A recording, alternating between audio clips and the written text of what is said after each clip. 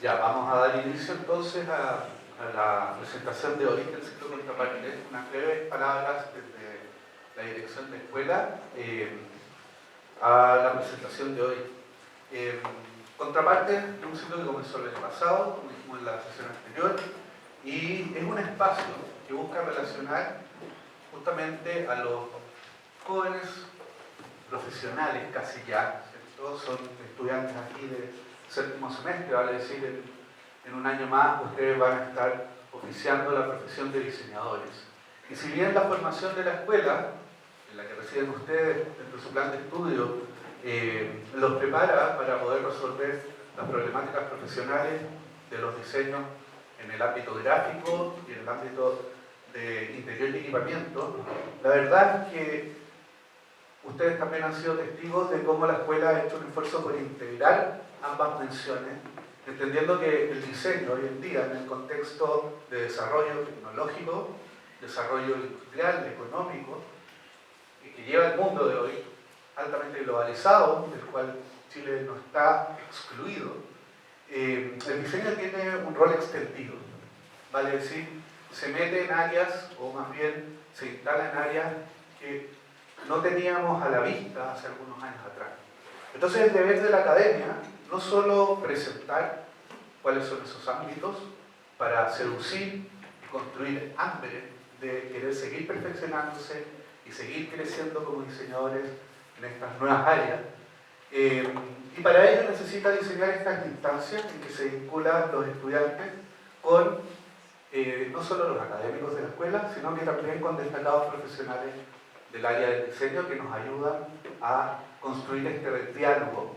Entonces necesitamos un público atento, que sea preguntón en el buen sentido, que tenga hambre de aprovechar esta instancia en la que vamos a contar con dos excelentes profesionales, una profesora de la escuela, María Verdugo, que va a estar entrevistando y moderando también la presentación de nuestra invitada el día de hoy, que es Antonia Moreno. ¿Ya? Muchas gracias, Antonia, por aceptar la invitación. Espero que sea una muy buena jornada. En las conversaciones previas se te vio muy entusiasmada.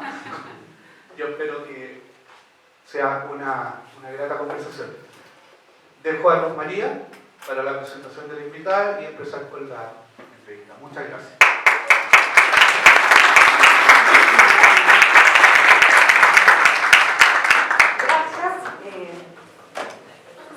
Bueno, las personas que no me conocen, que no tienen, no sé si decir el placer de estar en gestión conmigo, yo soy profesora de gestión 1, 2, 3.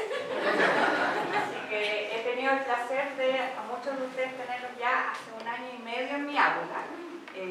Así que las queremos acá contestar muchas preguntas. Nosotros nos estamos preparando para esta clase y la semana pasada yo les dije, queridos alumnos, hay muchas cosas que hoy día yo no puedo responder frente a cuál es el rol que ustedes van a cumplir hoy día, cuando la inteligencia artificial da la sensación comiéndose cada vez más espacio. Mencionamos, esto ha pasado muchas veces, la tecnología ya desde la revolución industrial empezó a desplazar actividades que los seres humanos hacían, y hasta el momento, desde mi perspectiva, y creo que Antonia también cree lo mismo, siempre ha sido para mejor. Pero acá la academia está para prepararnos para que ustedes sean la mejor versión de sí mismos en los próximos 5, 10, 15, 20 años y que puedan estar rediseñándose constantemente. Yo ocupo un poco en las clases este concepto de camaleones. De hecho, los pego en las presentaciones. Ellos saben que yo no soy diseñadora y aguantan mis miles de tipografías, mis camaleones de Canva. Pero lo que yo les quiero regalar a ustedes siempre es este hambre por entender que ustedes aportan en cualquier mesa que se sientan, en cualquier reunión, que el valor del diseño es un valor que ustedes traen a esa mesa y cómo poder tangibilizarlo en un mundo interdisciplinario. Voy a hablar un poco de ti. Acá tengo mi torpedo. Diseñadora de la Pontificia Universidad Católica de Chile, magíster de diseño estratégico del Politécnico de Milán la gente que me tiene en lección 3 sabe que yo estoy aprendiendo italiano, pero en Duolingo, así que no puedo jactarme demasiado. Hoy día eres jefa de estudio e incidencia pública del Centro Nacional de Inteligencia Artificial, CENIA. Además, trabajaste en políticas públicas en el Ministerio de Economía y creo que eres el verbo de lo que significa el diseño como un espacio multidisciplinario donde tú te has reinventado miles de veces. Así que mejor me callo y habla tú.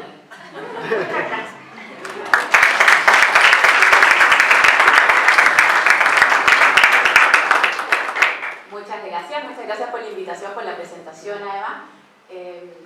Voy a partir, para empezar a conversar. No sé si se puede bajar un poquitito esta luz. Sí, se puede.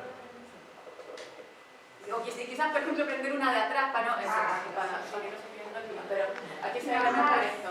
Como para empezar a conversar, quiero mostrarles esta imagen, que es una secuencia de imágenes hechas con Midjourney, que es una inteligencia artificial que genera imágenes a partir de texto, sobre el prompt de una imagen hiperrealista de Harry Potter. Partió en el febrero del 2022 y la última imagen es en diciembre del 2023. Como podemos ver, va variando y en el fondo va mejorando lo hiperrealístico. Independiente de que la primera sea muy buena porque parece como que lo hubiera hecho Picasso, la última es evidentemente más hiperrealista y es en un margen de tiempo entre el 2022 y el 2023. La inteligencia artificial avanza muy rápido, se está desarrollando constantemente, necesita gente de todas las disciplinas que discuta el tema, que se meta en el proceso. Y es por eso que cuando yo estoy acá hoy día conversando y por eso a mí me interesa también contarles mi historia o mi experiencia para, en el fondo, darle un poco de validez a esto de por qué nos metemos en la inteligencia artificial, porque como está en desarrollo necesita y se está metiendo a todas las áreas de la vida. Es importante que gente de diferentes saberes esté en este proceso, en esta búsqueda. Entonces, lo primero que les quiero contar es cómo, un poco, lo decía la alumna, cómo ha sido mi proceso o mi búsqueda, partiendo desde el diseño integral. Yo estudié diseño en la Católica, que se estudia diseño integral, a el diseño de políticas públicas y más aún ahora el diseño de indicadores para empujar políticas públicas. O sea, desde un diseño súper material, que les voy a contar en Victoria, a lo más virtual que se puede. Y como eso ha sido una búsqueda, no ha sido fortuito y ha sido un proceso muy interesante, muy enriquecedor. Lo cuento porque a mí me habría gustado conocer experiencias similares cuando yo estaba estudiando diseño.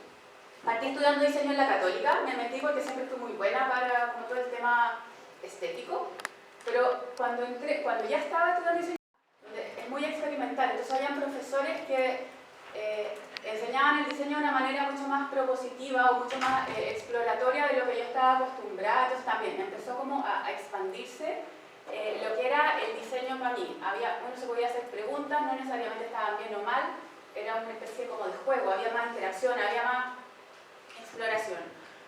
Volví a Chile feliz con estas nuevas áreas del diseño, directo a hacer el proyecto de título.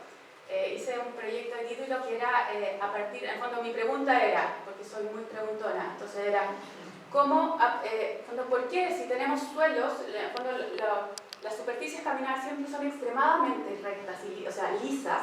¿Por qué si uno pone a una multitud de gente a caminar sobre eso, la superficie termina siendo ondulada o irregular? Entonces hice una propuesta de unas palmetas que eran irregulares, en el fondo simulando como si ya hubiera pasado gente. Siguiendo un poco una pregunta de un diseñador, no sé si lo conocen, Bruno Munari, que siempre muestra como una cuchara de palo y dice, ¿por qué las cucharas de palo son redondas, pero después de cocinar unos cuantos risotos empieza a hacerse recta. Partiendo nos comimos la mitad de la cuchara, y segundo necesitamos una cuchara que demuestre este uso.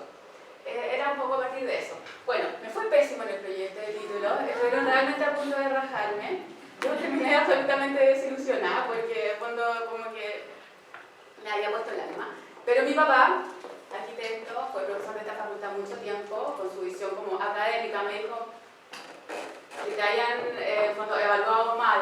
No quiere decir que sea un proyecto malo, es importante que tengas otro punto de vista. Y me obligó casi a inscribirme en un seminario de hormigón armado, porque en fondo estas paletas eran de hormigón. Partí sola a Valdivia a presentar a un seminario lleno de ingenieros estructurales presentando cosas de hormigón, y yo, que iba entrando y me pensaba, al lado justo estaba el Festival de Cine de Valdivia, que es reconocido. Todos pensaban que yo iba al Festival de Cine, y yo, no, si yo iba a las cosas del hormigón.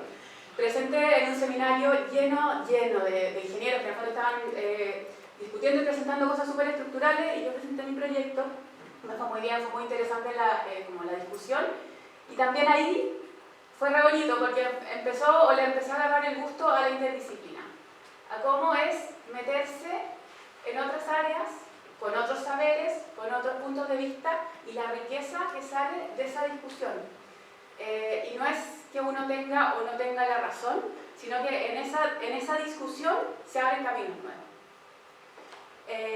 Ya empecé a trabajar, me invitó Mauricio, al poco tiempo de salir de la universidad, me invitó el chico Lenin, Mauricio Lenin, con la Irene Héctor, que son los arquitectos, a sumar un proyecto que los habían invitado. Yo había hecho la práctica con ellos, ya los conocía, y en verdad el proyecto era el sueño para cualquier diseñador, sobre todo alguien recién salido. Teníamos presupuesto, teníamos que diseñar unas lámparas como para un poco meterlas en el mercado europeo. Ese era el diálogo, teníamos financiamiento. Y entonces lo que propusimos, y que lo peleé harto, fue usar un material que que manejáramos bien acá en Chile con una tecnología local. Y entonces hicimos unas lámparas de cerámica, acá hay una. Entonces era muy bonito porque en fondo era una tecnología artesanal con un quehacer artesanal con una tecnología que semi la industrializamos, pero siempre era todo medio irregular. También era muy bonito porque trabajamos con artesanos, y el resultado en el fondo eran como contenedores de luz más que estar iluminando. Nos fue muy bien, expusimos en Milán, en el Salón Satélite, en Londres, en Tokio, fue un tiempo como de mucha exposición. Entre medio nos ganamos unos premios Chile Diseño, salí también como dentro de los 100 jóvenes líderes. Fue un tiempo como de mucha exposición, pero a mí me faltaba una cosa, que era, quería que el diseño y el trabajo que yo estaba haciendo tuviera cómo tener más alcance, salir un poco de este nicho al cual yo estaba enfocada y empezar a impactar a más personas. Y esa era mi búsqueda. Y por eso pongo esto acá, que se ve re borroso, pero es una publicación que a mí me cambió todo.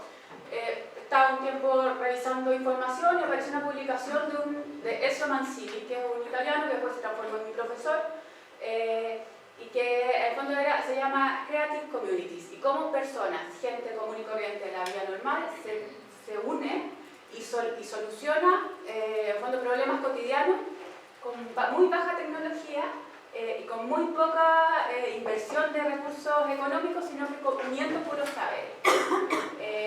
Y al fondo fue como, wow, se puede diseñar sin construir cosas, se puede innovar con solo unir saberes.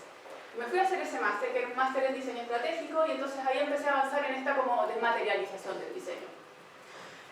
Fue súper interesante porque en fondo de alguna manera si antes trabajaba como en este ámbito, con el diseño, con el máster se empezó como a expandir las áreas de trabajo. La interdisciplina empezó a ser mucho más patente, las variables de los proyectos aumentaban, entonces a mí eso me parecía súper interesante. Entre medio hice la práctica en un lugar donde aprendí a hacer análisis de tendencia, entonces como que empezaban a sumarse cosas. Volví a Santiago, siempre buscando cómo trabajar en diseño estratégico, y en eso siempre, ahí también estuve en paralelo haciendo clases mucho tiempo, con la Macursúa, hace muchos años de hacer clases juntas, con la Fabi también hicimos clases en la Católica, en el fondo siempre trabajando y haciendo clases como una manera como de ir aprendiendo constantemente. Y en este trabajar, participé cuando armamos como consultoras, desarmamos consultoras, proyectos grandes, como por ejemplo para Casa Ideas, cuando estaba empezando a crecer, a abrirse como al extranjero, necesitaban como un pensamiento más estratégico respecto a cómo llegaban a cada país. No era ya construir una tienda de cero. Después los hoteles Explora querían volver a diferenciarse de lo que ellos habían propuesto, porque ya les había como un poco alcanzado la competencia. Entonces eso fue como un diseño de propuesta de valor. Nos ganamos unos Corfo donde desarrollábamos experiencias de turismo en zonas rurales, como muy variado, hasta que un día una amiga me dijo: mira, están buscando en el Ministerio de Economía a alguien que se vaya a trabajar como diseño de servicio. Miré la definición y dije: soy yo. A los 3 días estaba trabajando ahí. Entré por poco tiempo, pensé que entraba por 3 meses, me quedé 7 años. Y fue un cambio muy grande, partiendo porque entraba marcando con el dedo, cosa que yo nunca había hecho, siempre había tenido como horario libre. Y fue muy interesante, era la única diseñadora del ministerio, fui la única diseñadora del ministerio siempre, que estaba en fondo desarrollando proyectos. Y ahí me metí de cabeza a diseñar políticas públicas. Y lo interesante es, en fondo, y por lo tanto, ahí estaba ampliando muchísimo el impacto de mi trabajo. Entonces ahí está un poco y después del ministerio, donde me metí a diseñar políticas públicas para promover la digitalización en pymes, actualmente estoy en desarrollar indicadores para promover políticas públicas que promuevan la digitalización, en este caso específico el desarrollo de inteligencia artificial. Y entonces, la segunda parte, lo que les quiero contar un poco es, bueno, como en lo que estoy actualmente es cómo conectamos a la inteligencia artificial con las personas. La definición de inteligencia artificial hay muchas, pero en el fondo el SENIA, que es el lugar donde trabajo, les voy a contar, define como inteligencia artificial es proveer a una máquina de capacidades cognitivas como las del ser humano.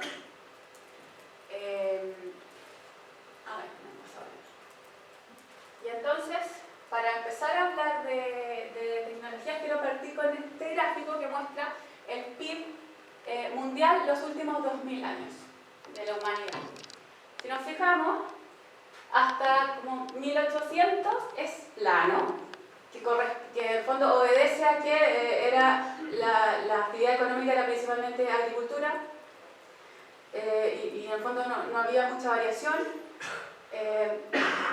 A final de 1800 empieza la revolución industrial. Después de la Segunda Guerra empieza el desarrollo mayor de tecnología, ya se mete Internet y la inteligencia artificial, y en el fondo hay un crecimiento exponencial.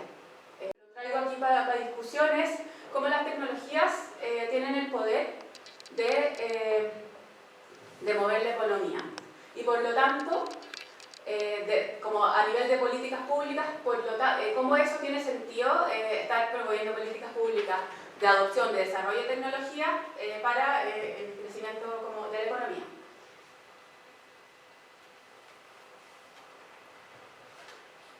Eso un poco, en el fondo, eso es actualmente mi labor, impulsar políticas públicas que fomenten el desarrollo y la adopción de nuevas tecnologías.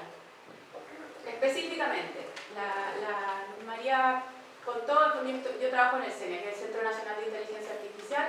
Es un centro basal, sin fines de lucro, creado por 4 universidades: la Católica, la Universidad de Chile, la Adolfo Ibáñez y la Santa María. Tiene apoyo de la NIT, pero es un centro, pero no es público, es un centro que no es público, sin fines de lucro, tiene el objetivo es explorar la inteligencia artificial y ponerla al servicio de las personas. Tiene área de capacitación, de talento, tiene área de desarrollo de software, de sistemas, tiene una investigación súper grande y tiene un área de estudio, que es la que yo tengo a cargo. En el área de estudio hay un producto muy importante que es el Índice Latinoamericano de Inteligencia Artificial, que en el fondo saca una foto, mide el estado de la inteligencia artificial en Latinoamérica en 19 países.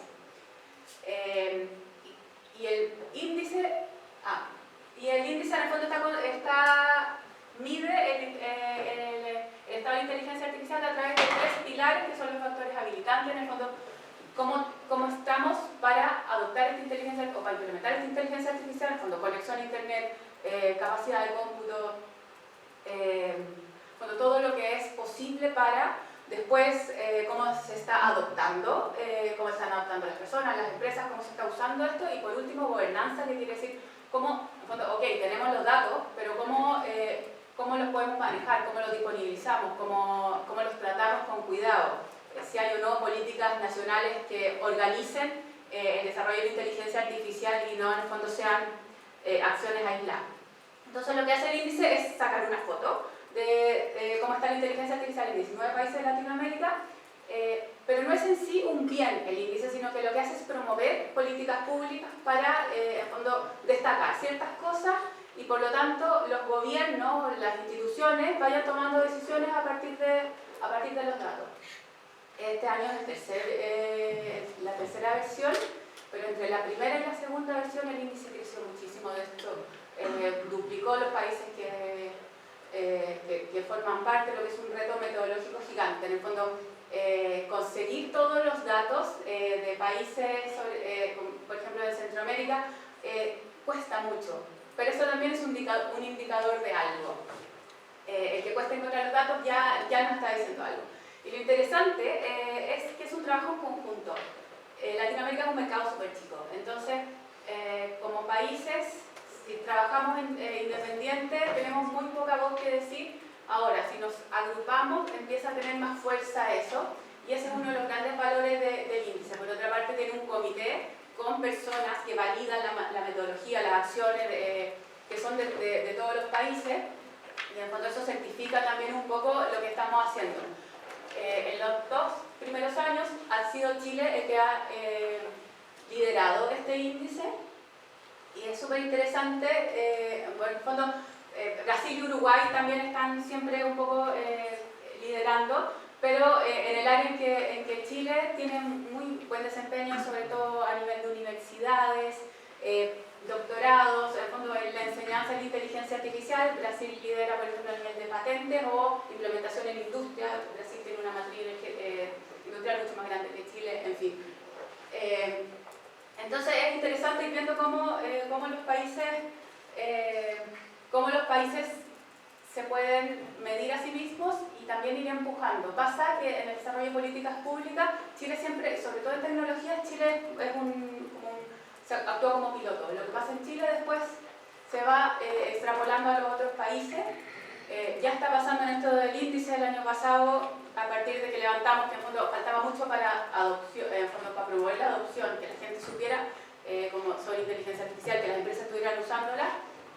Empezó un proyecto financiado por Google, gigante, para capacitar a pymes y a servicio público, que en el fondo son unas áreas muy grandes, abarcan una área muy grande de personas. Y eso también ya se está empezando a hacer en otros países a partir de la experiencia chilena. Lo mismo con capacitaciones, por ejemplo, a gerentes de empresas para que sepan de qué se trata la inteligencia artificial, también se está haciendo. Entonces, es súper interesante ver cómo no trabajamos solos, sino que es una red. Y aquí quiero ir metiéndome un poco en temas que levanta la inteligencia artificial, y es un tema súper importante, en el fondo, cómo el impacto de la inteligencia artificial en el futuro del trabajo. Esto fue un tema que salió también del índice, y por eso les digo en el fondo que el índice no es un producto en sí, sino que va levantando temas y ese es su valor. Este fue un estudio que se hizo con la Universidad de Stanford, con el apoyo del Ministerio del Trabajo, y que en el fondo medimos las 100 principales ocupaciones de Chile. Y cuál era el impacto de la inteligencia artificial generativa en ellas. Entonces lo que hicimos fue las ocupaciones dividirlas en tareas e ir monetarizando qué tanto podía reemplazar ciertas tareas la inteligencia artificial. Los resultados fueron que en el fondo, no quiero equivocarme en los datos, pero cada trabajo, lo digo en tareas, valorizamos las tareas aceleradas por la inteligencia artificial, y en el fondo lo que se ve como los resultados es, si se adopta inteligencia artificial apropiadamente, en el ahorro de tiempo y por lo tanto en lo que se puede seguir haciendo, hay un aumento de 1,21 puntos del PIB nacional a nivel anual, lo que es bastante. Entonces, también eso empieza a impulsar de por qué tiene sentido hacer políticas públicas que fomenten la adopción de tecnología. Por otra parte, también fue súper interesante lo que salió en el estudio, porque en fondo no hay ni una de estas ocupaciones que es 100% reemplazable. En promedio había un 48% de tareas que podían ser reemplazables. Entonces, en el fondo es, ok, hay tareas que están siendo reemplazadas, no hay ocupaciones que están siendo reemplazadas. Siguiendo un poco con el tema, este fue un estudio que presentó Microsoft con LinkedIn el año pasado, que es muy interesante porque en fondo mientras los empleados temen perder sus puestos, los líderes temen no poder encontrar gente capacitada para hacer ese trabajo. Y si nos fijamos, yo no sé si alcanzan a ver porque están las letras re chicas, pero esto, en fondo, estos son los resultados que dicen de estos gerentes o líderes. Los que están más preocupados son en encontrar gente capacitada en ciberseguridad, lo que tiene lógica, porque en fondo ciberseguridad es una disciplina relativamente nueva o que está creciendo muchísimo, ingeniería, y la tercera es creative design. Es la tercera ocupación que los líderes temen no encontrar gente capacitada. Entonces, también ahí uno dice, bueno, quizás lo que hay que hacer es cómo nos conectamos con esta tecnología para poder realmente usarla y ser una suma o empezar en el fondo a sumar en esta discusión. Y aquí llego a conectar cómo en el fondo el diseño puede aportar a este desarrollo de la inteligencia artificial o a esta discusión. Y tengo tres casos que a mí me parecen interesantes de discutir. ¿Cómo en fondo el diseño puede aportar en esta discusión o sumarse al tema de la inteligencia artificial? Primero la interacción humano-máquina. Esta es una batalla de prompts que se hizo en el centro, en la CCCB de Barcelona, que es el Centro de Cultura Contemporánea de Barcelona. Se hizo una exposición sobre la inteligencia artificial a finales del 2023 y después un pedazo del 2024, y siempre en la CCCB hacen exposiciones, pero también muchas acciones para explorar el tema de diferentes maneras. Y entonces una de las acciones fue hacer esta batalla de prompts que la lideró un artista alemán que trabaja de las personas con inteligencia artificial, que se llama Patrick, Sebastian Schmier. Él lideró toda esta batalla de prompts, y en el fondo lo interesante es que se ponen dos personas, hay un público variado, como familiar, que se hacía como ahora, no sé, un sábado en la tarde, donde hay dos personas y a partir de instrucciones que van dando la inteligencia artificial se van generando imágenes. Y el público va decidiendo cuáles son las imágenes más impactantes, mejor desarrolladas respecto a los prompts que van dando, y ahí a fondo va avanzando o no la competencia. Lo interesante de esto es cuando, más allá de la acción, que es muy... A mí, yo por lo menos le doy mucho valor porque en el fondo saca la inteligencia artificial y la pone como en un contexto súper familiar o súper cotidiano. El tema de la interacción humano-máquina es un tema absolutamente como que está en desarrollo y que es absolutamente como trabajo o área de trabajo del diseño. Acá hay otra.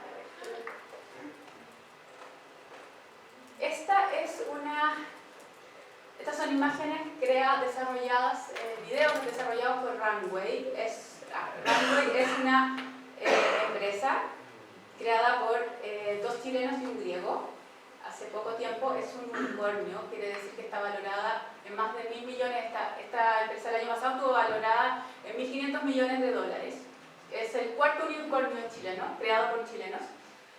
En el fondo lo que hace es desarrollar imágenes para cine y multimedia. Cuando crea imágenes a partir de instrucciones. Lo interesante, voy a ponerla de nuevo porque es para que la vean.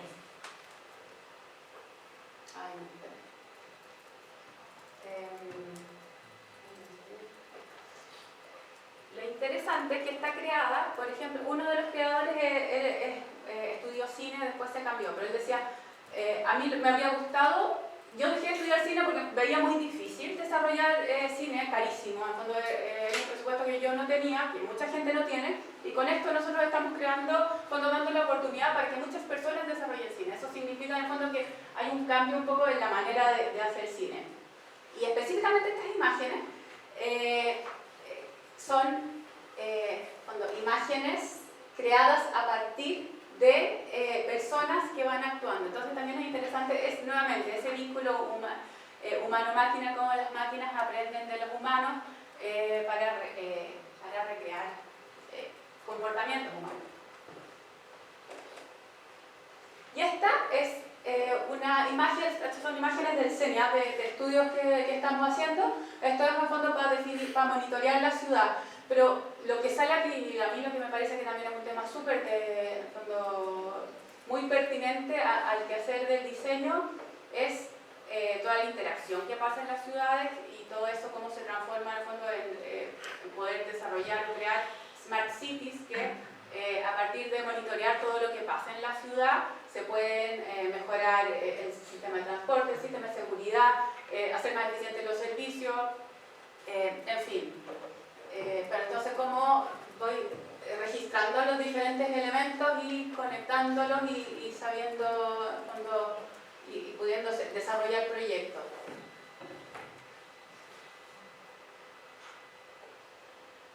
Esto es como una reflexión a partir de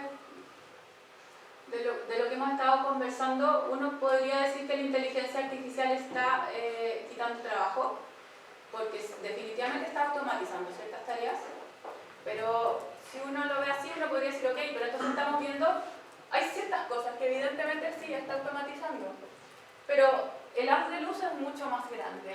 No estamos viendo todo lo que se está abriendo nuevo para desarrollar, para descubrir, para explorar en esta área.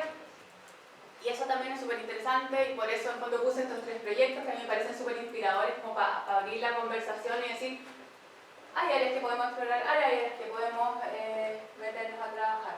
Y para cerrar mi presentación y abrir la conversación con ustedes, dejo 3 palabras que para mí son súper importantes en el día a día. Uno es el valor de la interdisciplina, ser capaces de conectarnos con saberes distintos, con profesiones distintas, buscar puntos de entendimiento. Cada profesión tiene su lenguaje súper cerrado, entonces cómo logramos aprender, vincularnos, abrir la discusión, hacer preguntas y trabajar en conjunto. 2, la flexibilidad, que tiene que ver con ir aprendiendo, ir aprendiendo y ir evolucionando un poco cómo va creciendo, cómo va avanzando el día a día, cómo se va desarrollando un poco la sociedad. Ahí de repente, y a medida que van pasando las cosas, van saliendo nuevas necesidades. Entonces también es interesante tener como desarrollado ese filtro o ese ojo de poder ver, por acá hay algo interesante, por acá puede haber algo que podría aportar, entonces estar siempre en una búsqueda. Y el tercero, el pensamiento lateral, eso es inherente en el diseño, es la capacidad de hacerse preguntas distintas, el poder ver la información de otra manera, el poder despiezar las situaciones y poder ver cosas que no necesariamente los demás ven. Y eso de alguna manera es un superpoder del diseño, hay que explotarlo y también ponerlo como al servicio de los diferentes proyectos para sumar y poder trabajar en conjunto. Eso, y ahora dejo abierto para las preguntas.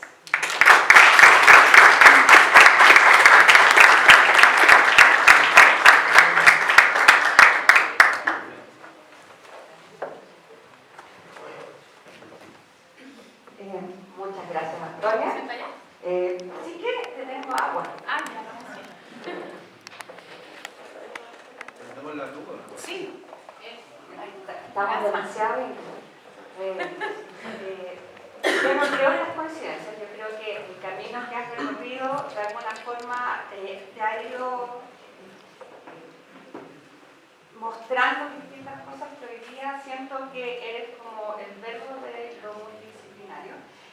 mi primera pregunta como muy exploratoria. Hoy día, con todo lo que sabes y todo lo que has aprendido en distintas instituciones, si tuvieras un campus vacío y pudieras diseñar una malla curricular de cero, ¿cuáles son los elementos que tú dirías hoy día en el diseño? Tiene que estar sí o sí para prepararnos para este futuro donde la tecnología va a ser parte de nuestro quehacer. ¿Cuáles son las cosas que relevarían? ¿Cuáles son las habilidades que sí o sí ellos tienen que hoy día estar desarrollando? No, no se puede preparar. Ahí. Ya, son exactamente esas palabras. Cuando uno, la interdisciplina y el poder trabajar, yo hice clase mucho tiempo, les dije, y siempre cuando proponía, cuando trabajaba con la maca y también cuando hice talleres sola, como empujar a hacer trabajos en equipo. Eso y en fondo en equipos entre gente de fondo de la misma disciplina, que ya es difícil, pero trabajar con gente de otras disciplinas es más difícil. El entrenarse en eso es tremendamente valioso. Cuando el poder convivir como a nivel de sociedad con personas distintas es necesario. En el fondo poder construir proyectos juntos es un desafío, pero es tremendamente valioso porque en el fondo terminas aprendiendo, empiezas a aprender, empiezas a ver cosas, en el fondo haces una suma. Yo aporto esto, la otra persona aporta lo otro y empezamos a ver cosas que si no serían impensables. Entonces, la interdisciplina para mí es fundamental. La flexibilidad es eso, en el fondo es el poder ir abriendo oportunidades, el ver el diario, leer las noticias y que, o da lo mismo consumir noticias como consuman ustedes, cuando no necesariamente leyendo un diario, pero cuando estar atentos a lo que pasa en la sociedad, eso también es información valiosa. ¿Qué está haciendo en distintos países? ¿Qué están haciendo en los pueblos, en las comunidades? ¿Cuáles son las cosas que les preocupan a las personas? Eso también, en el fondo, eso es insumo. Y eso es, en el fondo, lo que nos permite es crear nuestro propio proyecto, ir diciendo dónde hay tema para desarrollar, dónde, en el fondo, podemos aportar al desarrollo de la sociedad. Y por último, el pensamiento lateral es el estarse cuestionando constantemente para poder ver las cosas de diferentes maneras. Esos serían como mis 3 ramos obligatorios. Entonces, voy a estar cambiando un poco la malla de gestión al público. Hoy día tenemos una especialista en quizás muchos temas que lo habíamos conversado la semana pasada, tenemos más preguntas que respuestas. Acá en la academia hay que amar las preguntas, porque las preguntas son las habilitadoras de los nuevos espacios. Entonces, este es el momento de aprovechar, Antonia. ¿Tienen alguna pregunta de lo que habíamos conversado la semana pasada? Y aquí tiene que ver con miedos personales, de quizás este tipo de habilidad, yo no sé qué tan útil va a ser para el día de mañana, qué rol voy a cumplir quizás en una oficina especialista en diseño. Yo, por ejemplo, a mí me encantó el gráfico que mostraste respecto a las habilidades que los líderes temen no encontrar. Entonces, mi pregunta, cuando lo vi, perfecto, ¿cómo me preparo yo para ser esa persona que el líder está buscando? Porque en el fondo son los espacios que vamos a empezar a ir llenando y es lo que nosotros siempre intentamos, o por lo menos yo intento mucho, empujarlo desde el aula. Mi experiencia personal, creo que un poco quizás parecida a la de Antonia, muchas veces a mí me empujaron desde mi línea a preguntarme cuál es el valor que yo entrego a una mesa que quizás está lleno de ingenieros, que son maestros del Excel, y quizás en ese momento yo no era, por ejemplo, muy buena para la matemática. Y cómo la gestión de proyectos, yo soy fanática de las cartas Gantt, yo sé que es súper poco sexy, pero en el fondo son habilitadoras. Y eso es, creo yo, lo más importante, cómo incentivar el hambre, cómo quizás invitarlos o mostrarle a hoy día qué tipo de proyectos ellos podrían estar liderando, que quizás tú dices, esto no sé si está en el rol del diseñador. Ya, súper buena pregunta. Más que decir, creo yo, o por lo menos como lo he ido haciendo yo, es decir, en ese proyecto yo quiero participar, ¿cómo lo hago para sumarme?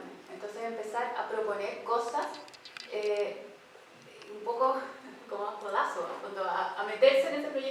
realmente quiero participar. Mi experiencia en el Ministerio de Economía, llegué por 3 meses y me quedé por 7 años, fue eso, porque en el fondo llegaba a una cosa súper específica, una plataforma que había que hacer el diseño de servicio y en el fondo me fui quedando porque me iba metiendo, porque de alguna manera también iba enseñando o iba mostrando lo que era, cómo podía aportar desde mi visión que no estaba cubierta en esos profesionales que eran principalmente economistas, ingenieros comerciales, abogados. Entonces, definitivamente teníamos visiones distintas, pero el poder comunicarse, por eso es tan importante en el fondo la interdisciplina, el poder comunicarse, el poder discutir, el poder trabajar en conjunto es tremendamente valioso. Y en qué proyectos trabajar, es decir, yo quiero trabajar ahí, ¿cómo soy un aporte? ¿Qué es lo que está faltando? Por eso también es tan importante como esta observación. ¿Cómo puedo sumar algo que no existe? Es eso, es como un poco, más que estar esperando que nos llamen, es ver cómo podemos nosotros aportar a eso, porque las otras personas no necesariamente van a saber qué nos pueden pedir, nosotros sabemos lo que podemos aportar. Entonces es ser más propositivos respecto a cómo podemos nosotros aportar a lo que nos interesa en fondo ser parte. La imagen anoté un montón de cosas. Una de las imágenes con las que me quedo es tú llegando a esta convención de hormigón y además con tu palmeta irregular, donde probablemente todos los ingenieros están en procedimiento de aplanar la palmeta, tú llegas con toda una palmeta chueca, irregular. ¿Cómo tú, me encantaría que nos dieras quizás algunas pinceladas, cómo tú puedes habilitar conversaciones que sean de verdad nutritivas en mesas donde de repente yo les digo, ustedes se van a sentar en mesas donde las otras personas que están participando en la mesa no le ven el valor del diseño, no ven el valor que tú puedes aportar a esta conversación. Y siento que quizás ese fue como tu primer momento donde agresivamente tú eras como, oye niña, te equivocaste de sala porque el festival de cine está al otro lado. Es como, no, yo acá vengo a interlocutar con ustedes y mi mirada es válida. ¿Cómo, si tú puedes transferir parte de esa experiencia, para mí sería súper valioso? Gracias, sí, es como un momento muy divertido, así que por eso lo quería compartir, porque siempre me da mucha risa que me digan, no, el festival de cine está al lado. No, si yo vengo para acá. Creo hay cosas importantes en eso. Uno es, en el fondo, todo lo que tienes que decir es válido, es igualmente válido. Por eso también, así como lo que dicen los demás, es igualmente válido. Entonces, el ser parte de una discusión es súper importante. También el perder el miedo a lo distinto. Es evidente que si vamos a estar trabajando con disciplinas distintas, van a haber distintos puntos de vista. Entonces, también un poco perderle miedo a la discusión. No querer ganar constantemente, sino que en el fondo es una negociación y hay una cosa que yo digo, la otra persona dice la otra y logramos otra cosa. Entonces no es una lucha como de egos, de qué profesión tiene la razón, sino que cómo logramos desarrollar un proyecto en común que tenga sentido. Eso, en el fondo es meterse, yo creo, lo que yo creo es cómo meterse a los proyectos como con una intención de desarrollar los proyectos, por lo tanto de ir aprendiendo y cómo lograr desarrollarlo como en su sentido más amplio, más que, y por lo tanto perder un poco el miedo a hacer el ridículo. ¿Por qué vas a hacer el miedo si estás proponiendo algo? ¿Por qué vas a hacer el ridículo si estás proponiendo algo? Cuando puede ser o no aprobado, pero el discutirlo es tremendamente válido. Lo más seguro es que de una propuesta alguien se pesque algo, otra persona pesque algo y a fondo se empiece a construir. Entonces, mi propuesta y también mi recomendación es proponer, mostrarse, discutir, abrir la conversación sin querer ganar la discusión, sino que como para decir, ok, conversemos, esto es interesante, tengo preguntas. Y no tener miedo a hacer preguntas. Eso es eso es también en el fondo inherente, creo yo, como en la disciplina del diseño, en hacerse preguntas constantemente. Por eso también destaco mucho el pensamiento lateral, es estar cuestionándose las cosas, porque no necesariamente como se hacen, es porque, en el fondo es porque ya, quizás se han hecho así 100 veces, da lo mismo, quizás la 101 no la vamos a hacer. En el fondo eso es hacerse las preguntas, es cuestionarse, porque entender. Y al entender, generalmente es donde uno empieza a decir, pero esto se podría hacer de otra manera. Entonces, el no tener miedo a hacer preguntas, a mí por lo menos me ha abierto muchas puertas. Porque también muchas veces dicen, qué bueno que hiciste esa pregunta, yo no me atrevería. Atrévase a hacer preguntas, no pasa nada. Eso también abre conversaciones y por lo tanto abre proyectos. Bueno, y con esta invitación abrimos las preguntas. Yo sabía que venía del lado oscuro de la pregunta. Hola. Hola. Quería decir que me pareció súper interesante las fotos que hemos visto al principio sobre Harry Potter, de cómo avanza tan rápido la IA. Y te quería preguntar un poco por qué es tan importante el avance tan rápido de la IA y por qué tenemos que llevarlo como a otras áreas fuera del diseño, porque nosotros mismos lo usamos todo el rato para generar recursos para nuestro propio trabajo. ¿Y no crees tú que eventualmente, rápidamente puede llegar a un punto donde vamos a ser como seres humanos muy dependientes de la IA, como ya somos dependientes de la tecnología así en general? Sí, mira, es evidente que es una tecnología que está aumentando rapidísimo. De hecho, hay gráficos que demuestran como la adopción de las diferentes tecnologías. No sé, Internet se demoró 15 años, 10 años. Inteligencia artificial, 3 años. Entonces, cada vez la adopción es más rápida, más acelerada. Y eso significa que en el fondo, a medida que la vamos adoptando, se va desarrollando. Y por eso como insistía en mostrar esa imagen de la evolución de Harry Potter, que en 2 años había mejorado muchísimo. Yo mostré hasta el 2023, o sea, imagínate hasta el 2025 cómo ha mejorado más todavía. Eso está desarrollándose, en el fondo no lo podemos frenar. Lo que sí podemos como tomar la decisión de decir, quiero ser parte de esto, porque es una tecnología que en el fondo forma parte. Aquí me imagino que todos ven Netflix o han visto Netflix.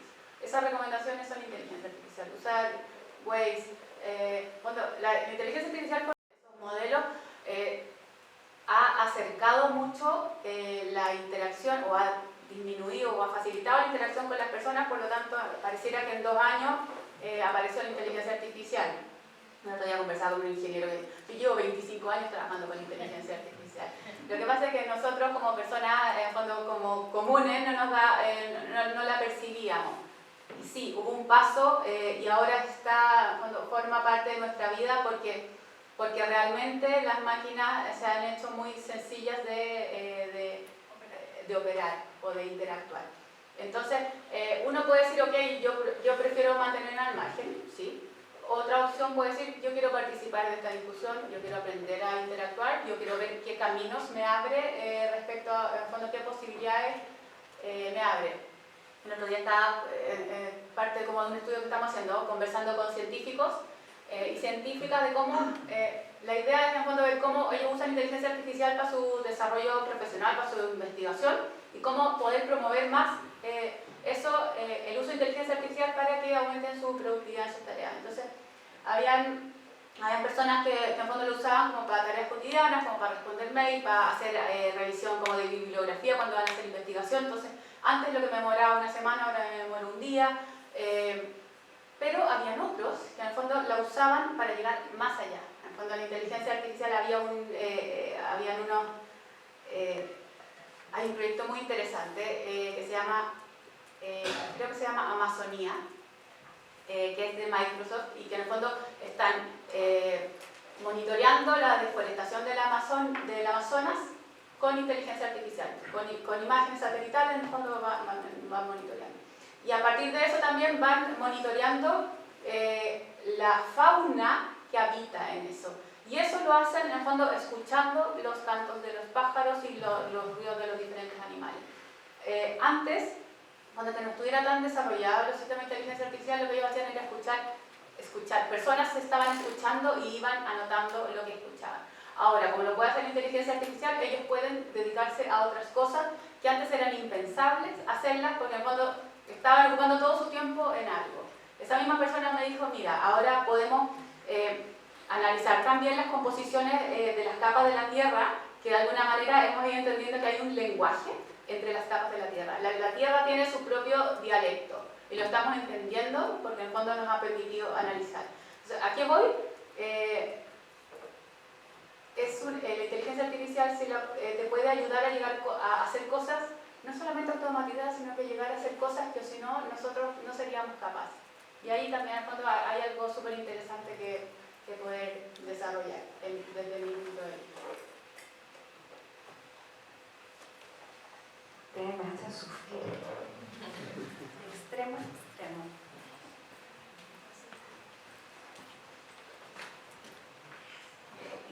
Hola, me llamó la atención la última frase que dijo sobre como de las capacidades. Yo creo que igual como que la inteligencia artificial, aunque sea una herramienta, el avance de esto igual nos va a limitar más a nuestras capacidades. Esa es como mi posición.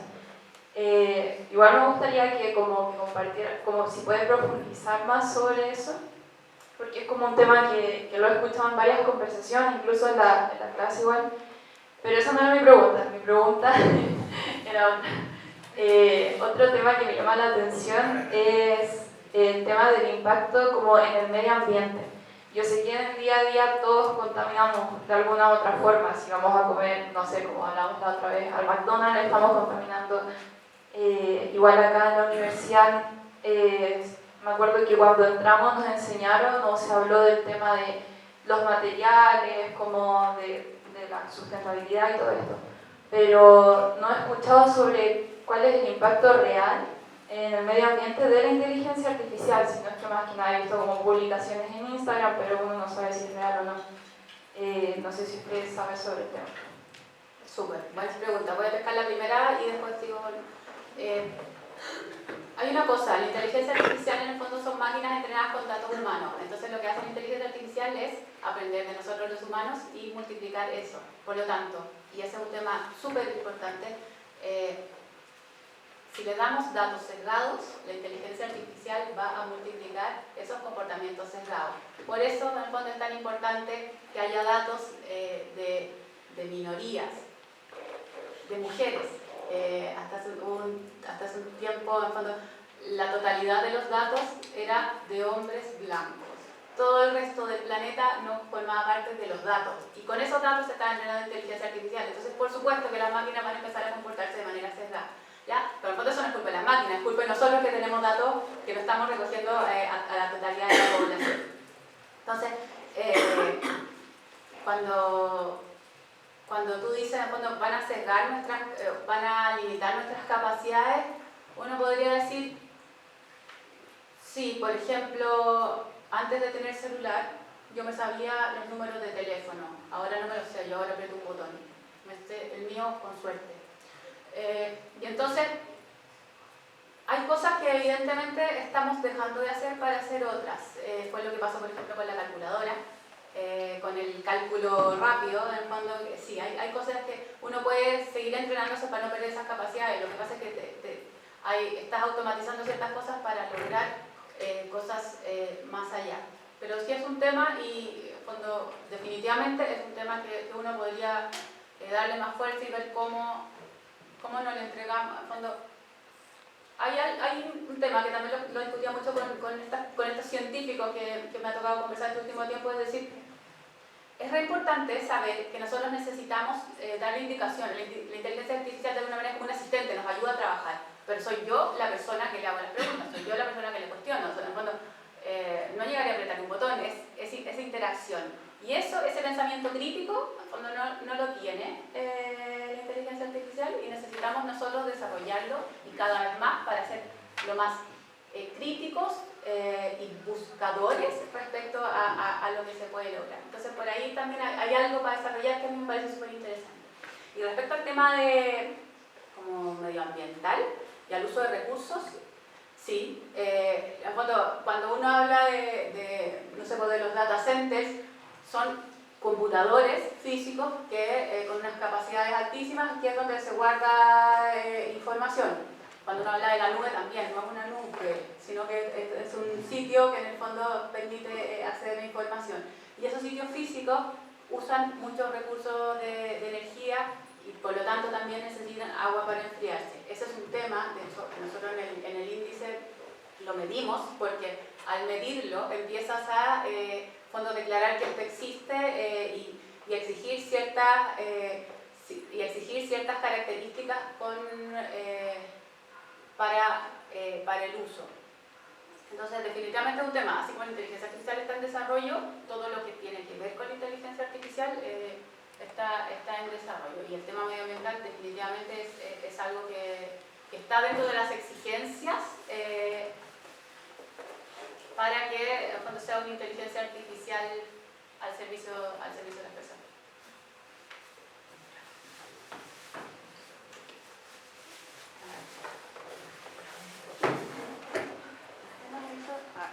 Usted no me hizo sufrir tanto. Bueno, gracias por la charla, súper interesante. Yo soy ingeniero, sé que la pregunta va por el otro lado, ¿no es cierto?, para tratar de aprender por ustedes sobre todo. Y lo único que quería aportar a la discusión y también hacerte una pregunta, porque veo que estás metido en esa parte que es muy importante, que son las políticas públicas, es que muchos expertos dicen que los trabajos del futuro son generalmente asociados al arte, el diseño y humanidades, porque todos los otros trabajos son mayormente reemplazables, los que son operativos, los que son cálculos, los que van a poder ser reemplazables por automatización, robótica, inteligencia artificial o virtualización. Y en ese sentido, entonces, la pregunta sería, ¿qué piensas tú o conoces con respecto a qué está haciendo nuestro país para ese posible futuro? Súper, gracias. Sí, mira, con este estudio que les conté como de manera media rápida, pero sobre el futuro del trabajo o el impacto de la inteligencia, exploraba exactamente eso. Va realmente a reemplazar los trabajos. En nuestra experiencia y en el análisis de las 100 principales ocupaciones de Chile, y cómo definimos cuáles eran las 100 principales ocupaciones del país fue a través de la encuesta RACEN y de una encuesta del Instituto del Trabajo. Entonces, en el fondo, era información válida. De estas 100 ocupaciones, las principales, no hubo ninguna que era 100% reemplazable.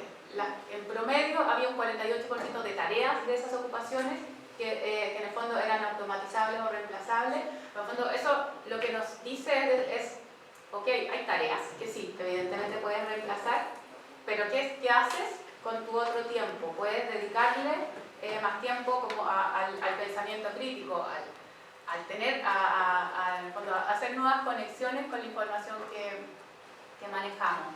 ¿Y qué está haciendo el país a nivel de políticas públicas, como a nivel gobierno o Estado?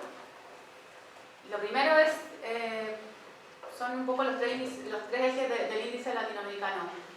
Uno es como factores habilitantes, permitir que esa inteligencia artificial pueda ser desarrollada, por lo tanto que haya capacidad de cómputo, que quiere decir no sacamos nada con tener datos, sino los podemos procesar. Que haya conectividad, que haya gente que en el fondo pueda desarrollar esta inteligencia artificial a nivel de profesionales altamente capacitados o niños que están aprendiendo. Luego también cómo se organiza o cómo se usa esta inteligencia artificial, que tiene que ver todo el tema de la gobernanza, la regulación, qué es lo que permite. Entonces, bueno, lo primero que está haciendo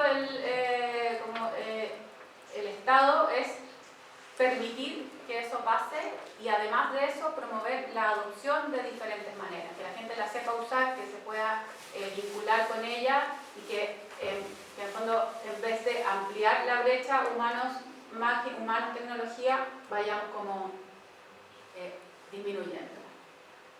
Son tareas en el fondo que pueden ser como desde de adopción a nivel de empresa, de educación, de uso como en la salud. Gracias. Anto, por acá. Hola. Oye, Anto, en tu rol de docente, que también te desempeñaste tanto tiempo, ¿cómo tú, si tuvieses que volver a hacer clases, ¿cierto?, implementarías el uso de inteligencia artificial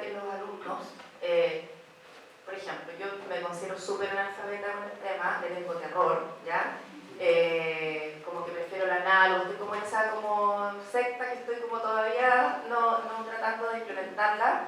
Mi marido, que también es docente, sí la aplica mucho, entonces hay como ciertas discusiones como también de postura, pero cada día está convenciéndome más. Pero lo pienso y digo, ya, a ver, en una sala de clases, por ejemplo, yo hago clases en primer año, ¿sería pertinente en primer año dar pase? ¿Sería bueno a partir de tercero? ¿Cómo lo ves tú? ¿Cómo ves? Porque claro, tenemos muchas menciones porque de alguna manera igual estamos como en esta tendencia que los alumnos desarrollen la capacidad reflexiva, de pregunta, la creatividad, y de alguna manera esta cosa que es tan impactante, ¿ya? Yo por ejemplo he visto como el de repente de Alice Brooms como, no sé, cocina, estilo nórdico, en un bosque, con transparencia y su usuario de tal manera, y aparece una imagen y decir, broma que esto es un render increíble y demoraste 5 segundos. Entonces, pensando en la formación del alumno, ¿cómo lo implementarías? Súper, eso fue también estuvo muy buena mis conversaciones con los científicos, aprendí mucho y reflexionamos mucho. Y una de esas cosas, porque en fondo todos estos científicos también hacían clases. Y era un tema que estaba súper, lo discutimos mucho y ellos también lo estaban cuestionando y habían diferentes posturas. Estaban las posturas que decían no, habían otras que ya un poco y otros que denle, en el fondo es una herramienta porque la vamos a negar, pero aprendamos a usarla. Y en esa postura hubo algo muy interesante que a mí me hizo mucho sentido. Me decía, es como que estuviéramos, a mí me parece que estamos un poco como cuando aparecieron las calculadoras. Vamos a hacer que los alumnos estén sumando como en papel, entendiendo que hay algo que les puede permitir hacer sumas mucho más complicadas.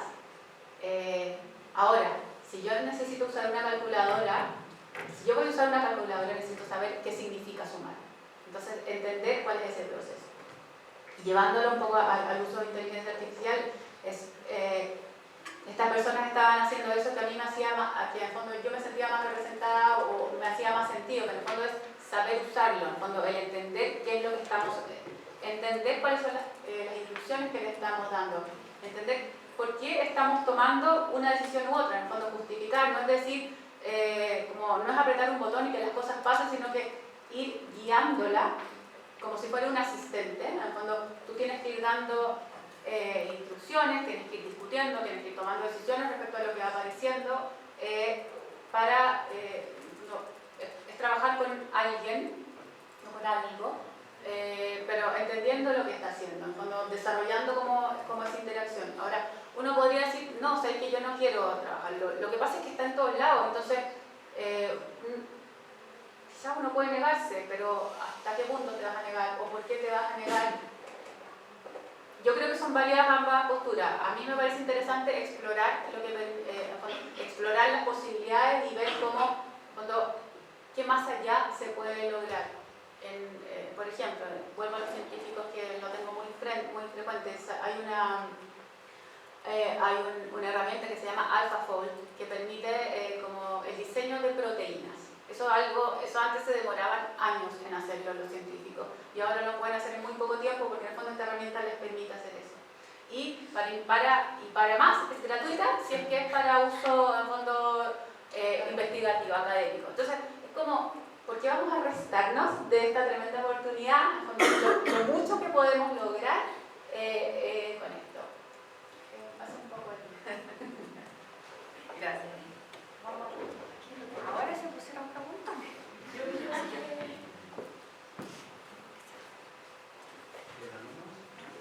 ¿Hay uno? ¿Por qué no hacen un joint venture y hacen una pregunta en conjunto?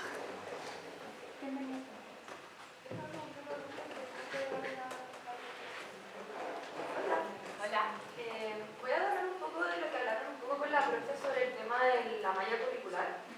Siendo la inteligencia artificial que está creciendo y va a seguir creciendo y estando en nuestras vidas, ¿no es mejor como ayudarnos a entender cómo funciona esta inteligencia y sacarle más provecho que solamente como el hecho de buscar como una información que, no sé, antes lo hacíamos como, no sé, en Google o cosas así, en vez de ahora decirnos como cómo hacer un proyecto de buena manera o cómo buscar opciones de proyectos de buena manera en inteligencia artificial? Básicamente esto va a seguir cuando estemos titulados, va a seguir cuando estemos creciendo.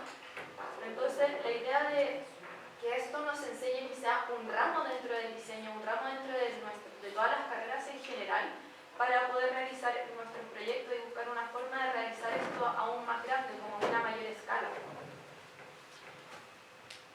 Pero, ¿cuál es tu pregunta? Sí, ¿cómo no es mejor como que en vez de, como no sé, poner como un ramo X, como no sé, un electivo X, poner un ramo que sea de inteligencia artificial que nos enseñen a utilizar esto, porque al final siempre va a estar acá, como que sea un ramo en general. Podría ser, bueno, hay diferentes maneras, o decir, exploremos en qué es lo que nos permite, absolutamente válido, pensando en esta malla que estamos construyendo de esta nueva estudio del diseño. Tú ahora me estabas diciendo algo y se me venía, bueno, lo interesante de las posibilidades que entrega la inteligencia artificial, en el fondo, más que decir cómo me ayuda a mejorar un proyecto, es que me ayuda a lograr nuevas cosas. Nosotros, por ejemplo, estamos ahora haciendo una investigación sobre participación ciudadana. Lo que permite, en fondo, es que me permite interactuar con muchísimas personas y procesar esa información en un tiempo que si no necesitaría ejércitos de personas, muchísimos recursos y muchísimo tiempo para procesar esa información.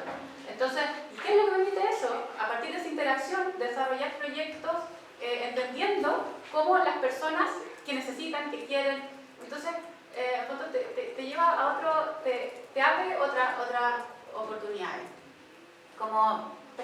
Y eso se me vino a la cabeza cuando tú me decías cómo usarlo. Ahora, sí, uno podría decir es importante aprender a usar la inteligencia artificial, más que aprender a usar la inteligencia artificial, porque en fondo es algo, las tecnologías van variando, y así como que de repente se usa una aplicación y la actualizaron y ya no están los botones donde yo sabía que estaban. Más que saber usarla es saber pensar, saber relacionarnos. Y en este caso nos estamos centrando en lo que son los patrones oscuros y en cómo puede llevarse a cabo esto un poco de la manipulación de lo emocional, de lo sensible hacia el usuario a través de las herramientas digitales. Porque, por ejemplo, yo no sabía que Netflix era parte de la inteligencia artificial. Para mí la inteligencia artificial partió con ChatGPT, cosa que yo no usé de un principio porque no confiaba en eso. Hoy día sí lo ocupo porque siento que es una herramienta, no sé si fundamental, pero ayuda harto a la investigación y en base a eso a tomar pequeñas tramas e investigar más allá de fondo. Pero me gustaría saber un poco cómo afecta esto en lo emocional a las personas, en el tema, no sé si más llevado a lo psicológico, pero en esta manipulación de la que se habla de los patrones oscuros, en herramientas digitales. Ese es un súper tema y está, en fondo, es algo en desarrollo y está súper, el tema de la información o la desinformación. Es algo que siempre ha existido, lo que pasa es que la inteligencia artificial lo amplifica, cuando no es algo nuevo, solo que la inteligencia artificial lo hace llegar de una manera más rápida, más eficiente y como te decía, lo amplifica. No tengo la respuesta de cómo a fondo solucionar eso, lo que sí es un poco entender. Nuevamente, si entendemos cómo funciona, cómo es esta interacción, somos capaces de tomar nuestras propias decisiones y no aceptar todo lo que nos entrega como si fuera una realidad. La inteligencia artificial tiene alucinaciones, que se llama cuando te entrega una respuesta, pero cuando se mareó y entrega algo que inventa, o también hace pasar como por verdades absolutas cosas. Cuando ahora estoy hablando de inteligencia artificial, pero en fondo ChatGPT y en fondo esos modelos te entregan respuestas como si fueran verdades absolutas, pero en fondo no, tú la lees y vas a la fuente y esa fuente no existe. Entonces, la responsabilidad de nosotros es decir, ok, pero esa información que me está entregando es válida, voy y la verifico. No es creer todo lo que te dice como si fuera una verdad.